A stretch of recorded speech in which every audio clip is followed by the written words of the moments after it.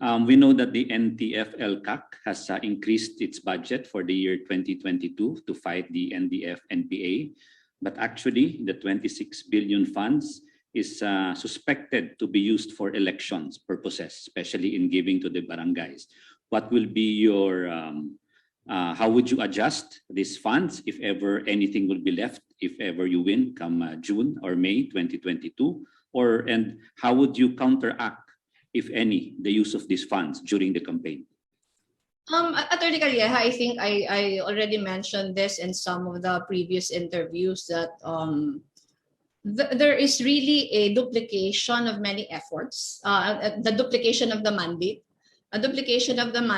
and it has to be abolished. Ang pinakatakot ko dito is that magiging tokhang ulit ito.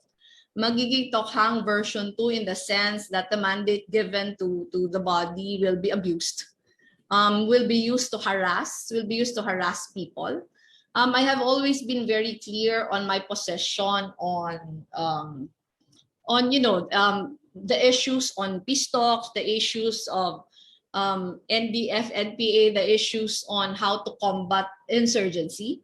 And I have always been very vocal about my push to re-engage again communities and civil society organizations and demanding not just from CPP, NPA, NDF, but also from the government to create a more conducive and enabling environment for peace negotiations to resume. There must be a call for a complete cessation of hostilities and violence and to spare communities in conflict-affected areas.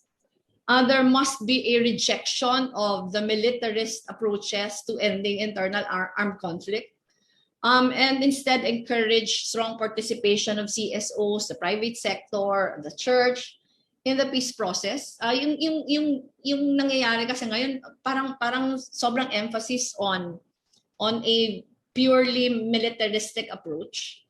Also, improve the targeting and increase of resources for basic services in communities with special focus on conflict-affected areas. Pag sinabi natin services, that would include education, health, social protection, basic infrastructure for livelihood, communication and connectivity, microfinance, the works.